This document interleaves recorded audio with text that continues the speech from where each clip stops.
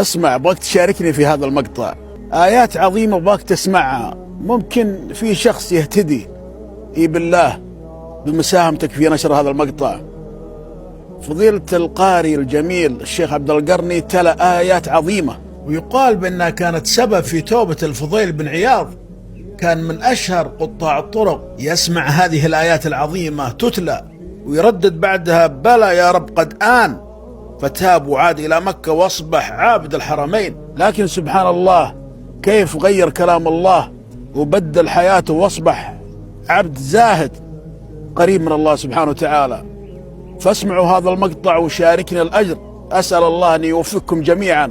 أسأل الله كل من يدعم هذا المقطع ويريد أن الناس تنتفع فيه، أسأل الله أن يفرج همك ويقضي دينك ويجعل لكم من كل ضيق مخرج. اللهم آمين. شاركونا الأجر. تحياتي لكم. ألم يأن للذين آمنوا أن تخشع قلوبهم لذكر الله. ألم يأن للذين آمنوا